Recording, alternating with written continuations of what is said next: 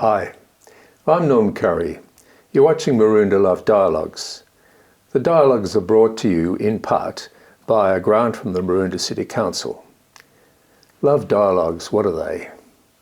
It's the love of one, transmitted to an equal love in other, with unconditional love, but in our case, conditional love. And we'll be talking to people who'll be giving examples from their life of how love works and what they've seen in relation to that. Today we'll be speaking with Sister Corrie Bosch, who is a missionary sister of service. Thanks for coming in, Corrie. Good afternoon, Norm. Now, let's talk about experience. So let's make the first experience we talk about is the experience of love from as a sister, and you've got a pretty long, extensive history of that, and counselling, etc. Can you bring forward some examples of love that you've experienced yourself or observed? I suppose when you asked a question like that, the first memory goes back to my family. Mm-hmm. I was one of 10, second eldest, and we're all pretty close together. And my parents, I don't know that they ever said to us, "I love you," but there was nothing in what they did that didn't enable me to realise that I was deeply loved by them. Uh-huh. So that was my first experience, mm-hmm. Which probably laid the foundation for all experiences of love that came beyond that.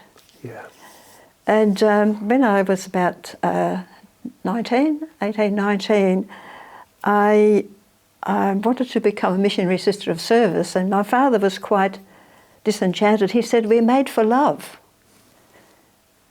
And I said, "Yes."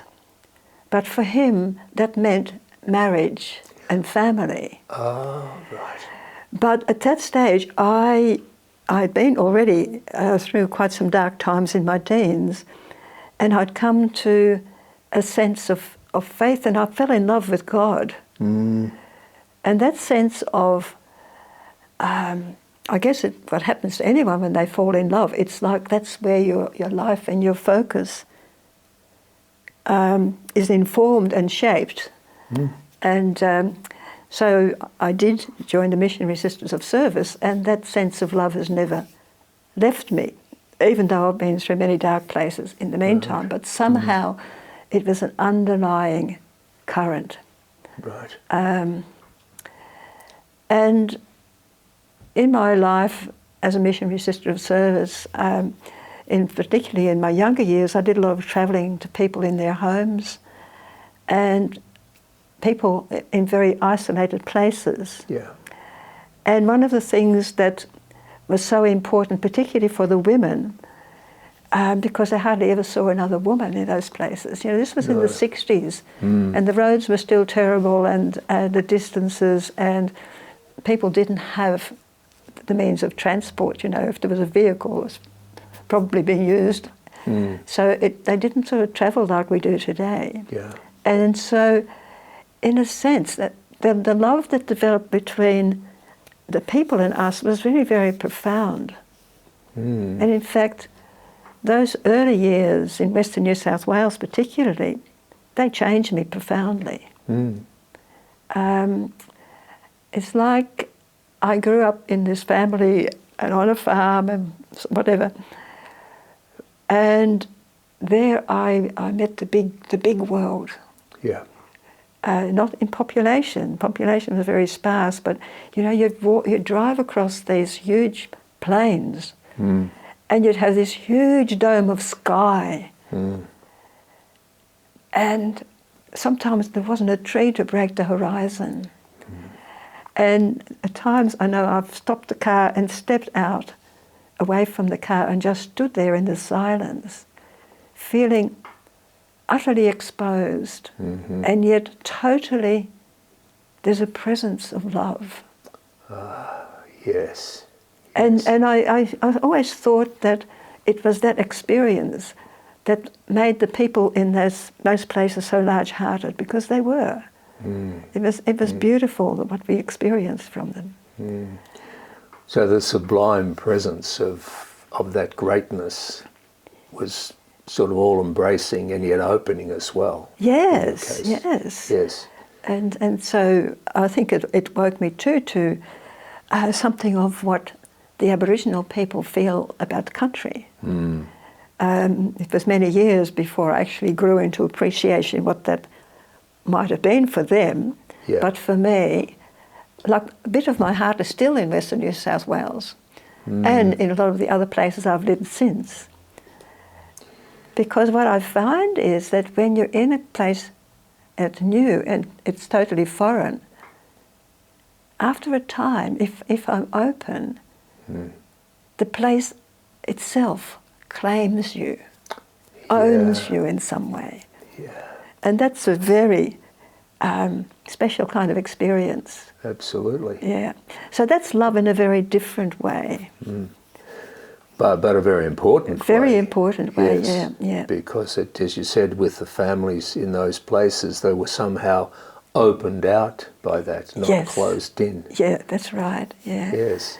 So I guess that love is sort of unconditional as well, in a way, isn't it? Because you don't stop and say, well, I don't like the sky today. I don't like the way this looks today. No.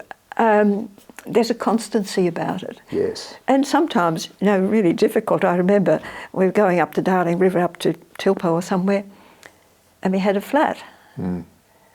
And the car was sitting on the rim of the wheel. The jack wouldn't go under it because there wasn't enough room. And we scoured the riverbank to find something to put under the car so we could part jack it and then jack it the rest of the way. Eventually we found a limb that had washed down in the flood years before, pulled it out from under it and chocked it up. And so you can say the country's harsh, but it never occurred to me that that was less than welcoming. Right. There's always something there. Yeah. And so that also rubbed off on my relationship with the people there. It was a very profound experience. There's a lot of faith in there, faith in that dome of being that you're speaking of, faith that it will serve you, and the logs is part of that. Yeah. And with other people, when you say that there was a sort of, you saw them in family, what did their families look like? Was there a deep communication between them? What did the family look like in that context? Some were really in deep communication, some were not. Yeah. Some really struggled with their relationship. Yeah. And often back in the early 60s particularly, the station properties would have several families. And they'd have a little room that was the school room where they had a governess. The children did correspondence and School of the Air there. So it was like a tiny little community. Yeah. But they had to get on with each other. Yes. Otherwise it could be very difficult. How did you see them using love to effect that? Was there an element of forgiveness or something in their behaviour which indicated that they had to be like that to survive? The lovingness? I don't know that I could quite identify it, but I think when you're in such an isolated place, this is all there is for you. So you make the most of what is and you learn. And sometimes it didn't work, so people left. Yeah. But it's like community life. I've lived in community, of course, as a missionary sister of service. And in the early years, I often found it really difficult until I found out, one morning, I can still remember where I was standing in the kitchen. And I realised that what was making it difficult was my expectation on the others. Yes. And their expectation of me. Maybe you don't. I certainly expected that what I grew up with at home is the way things should be. Yes. Yep, that's right. Other people haven't grown up with the same things. No. So when I woke up to the fact that I didn't have to live up to their expectations and they didn't have to live up to my expectations, then I could love them unconditionally Yes. Insofar as humanly, Yes. it's learning to That's accept right. people Yes. for who they Yes. are. Yes. And, that it's challenging because it isn't always easy. No. You've got good women with the best of will, but some personalities just rub each other. They don't. But then, of course, that's also part of our own growing. It sounds like the abandonment of judgment or expectation is the key. It's core. Yeah. It's core, Yeah. And to let other people be who they are. It's amazing how often we can want other people to be for me as I want them to be. But I remember listening to a talk by David White, the poet, and he was saying that when you really love someone, you don't ask that person to be there for you. Your love supports that person to be everything that potentially they can be. Yeah. And then he said, even if it means they walk out of your life. Yeah. Yeah. And then later I found out that's what happened in his marriage. Yeah. But I thought, that is unconditional. It's in service of others, isn't it? It is. In service it of is. others. Yes, it's immensely powerful. Corrie, thank you very much for that little expose on love in your life. You're watching Love Dialogues, and we will now have a guided meditation from Frances Cassidy. Hello, my name is Frances, and I'm part of the Love's Dialogue team. Today we're going to talk about unconditional love, and I shall explore the conversation between Norm Curry and Sister Corrie on unconditional love. Sister Corrie talks about the communities where she has felt unconditional love. From the Indigenous communities that she worked with. In her work as a missionary sister of service, she has worked in many communities. And in particular, in the outback, where she believed the communities really held her.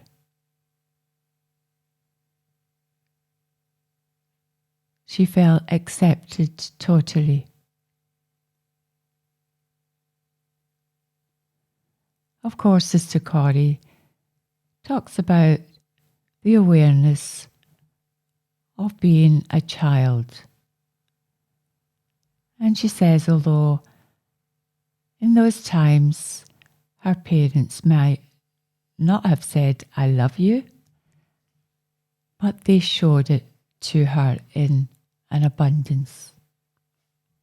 She felt loved. And I think that's something that we all need to do, feel that love. When Corrie decided that she wanted to join the religious order, and she told her father was a bit surprised, maybe shocked. And he says, you can't. His idea of love was getting married. I mean, her mum and dad had been married for a long, long time, celebrating each other's love and their love for the children. So Corrie tried to explain to her father why she wanted to join a religious order. And she was suddenly struck with this feeling of totally falling in love with God.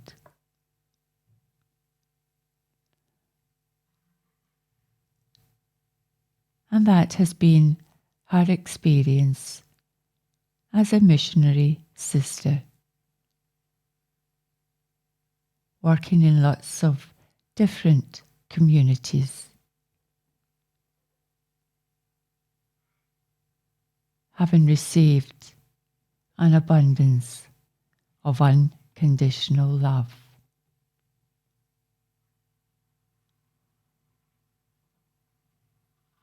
So unconditional love is different for different people. Unconditional love is about trust, it's about acceptance, it's about being able to forgive, it's about being able to love. So when we think of what the meaning of unconditional love has for us, we find it hard not to think of the many different components that contribute to unconditional love. The love a mother has for a child is unconditional, but it's a different love from the love that you may have with your partner, with a friend, with your higher power, with your God. So unconditional love is not that simple to explain, because we do experience an unconditional love with many different people and in many different ways. But we do need to have the qualities of trust, of forgiveness, of gratitude, of acceptance, of caring for yourself.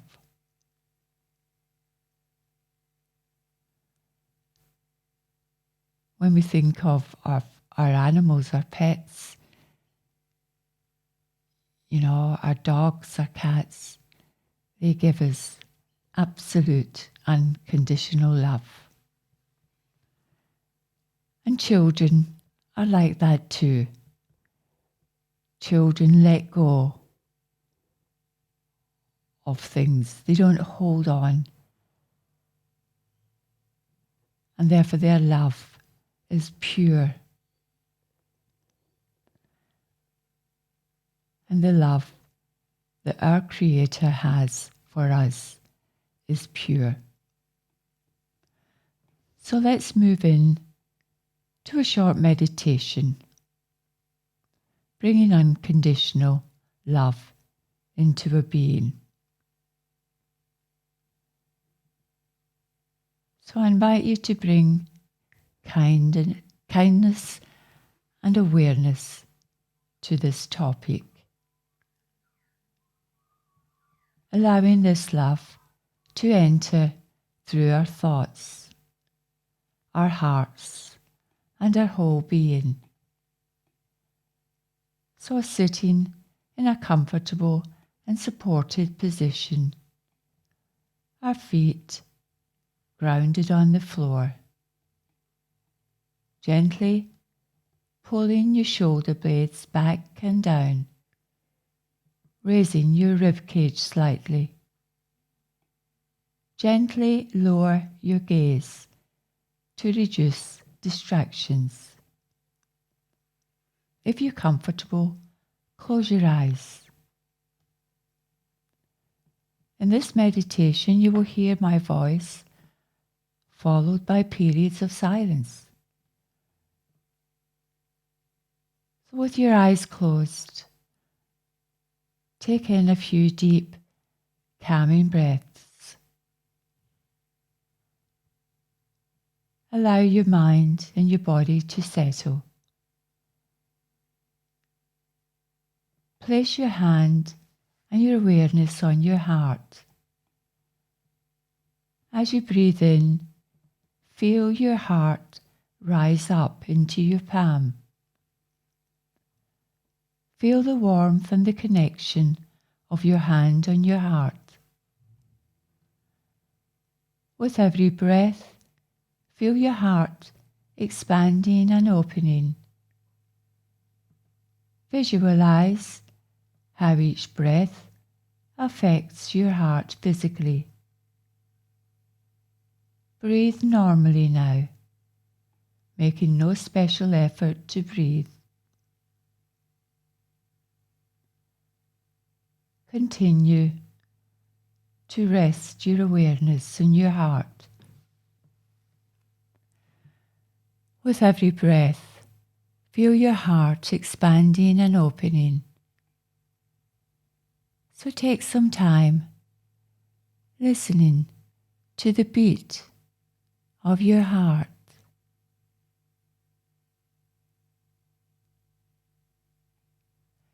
We spend much of our waking hours dialoguing in our head with a voice that becomes the inner critic, the perfectionist. So it's time to ignore these voices and listen to the voice of your heart, the voice of love, the voice of my true self, my essence, my life force, the energy of love. It is a gift to discover the voice of love deep within my heart. This voice has been there all along. It's the same voice that spoke to me of my preciousness since my very beginning in life. The voice of love is my truth, my wisdom, my strength, my compassion, my tenderness. Love is the core of my being. Love is my essence. So I accept that this moment is pure and perfect, exactly as it is supposed to be. All is well. I am where I am supposed to be. I am loved.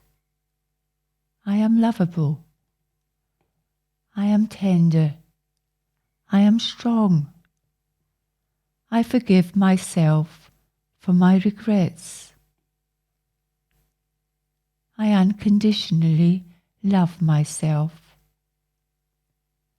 I am loving kindness. I am patient. I trust that all is well. I am safe. I am whole. I forgive, and I am forgiven. I am love. I invite unconditional love into my heart. So let us pause for a moment.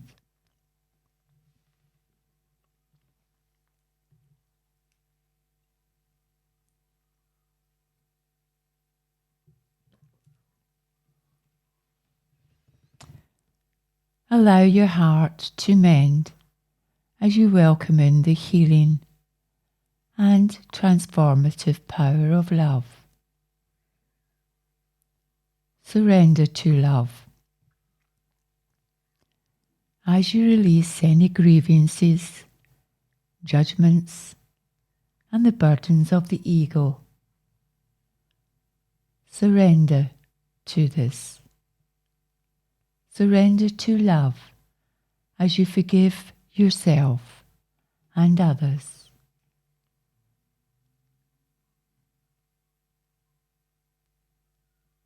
Feel your load lighten. Feel the weight lifted.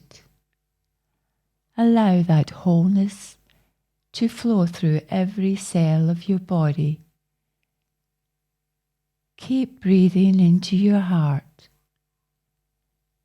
Allow your heart to mend itself. Open yourself to its healing power. Allow your healed heart to merge from darkness. Breathe love in and release all your pain. Breathe in love and release all your blame. Breathe love in and release all your shame. Breathe love in and let love flow. Breathe love in and let love flow. From love, you emerge. So stay here for a few moments in this gentle feeling of love.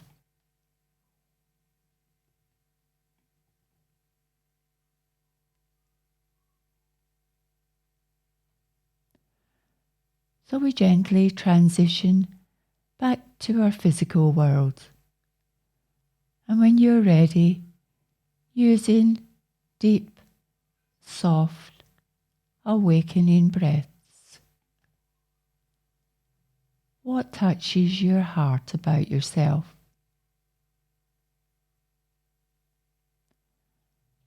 And now we'll gently offer loving kindness to ourselves. Choosing phrases that best speak to your heart. May I feel safe and protected. May I feel happy and peaceful. May I feel healthy and strong. May I live with ease. Between each phrase, pause for just a moment to drop your awareness down to your body, to your heart. In particular, note and accept whatever sensations arise there. Know that this practice is more than the mere repetition of phrases. The phrases open a door, a chance for you to condition your heart to be more open, accepting, kinder. Become aware of your heart region.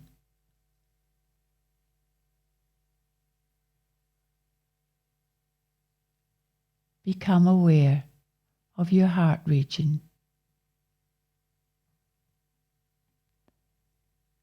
And may I feel safe. May I feel happy. May I feel loved. And to conclude this meditation, an insight from Dr. Elizabeth Kubler-Ross. If we make our goal to live a life of compassion and unconditional love, then the world will indeed become a garden where all kinds of flowers can bloom and grow. So as you're awakening yourself, coming back to this moment, taking in healing breaths, stretching, let me repeat the quote from Dr. Elizabeth Kubler-Ross. If we make our goal to live a life of compassion and unconditional love, then the world will indeed become a garden where all kinds of flowers can bloom and grow. So thank you for joining Love's Dialogue team today. Have a wonderful day. You've been watching Maroondah Love Dialogues. You can follow us on www.jansencentre.org. Thanks again for watching, and bye for now.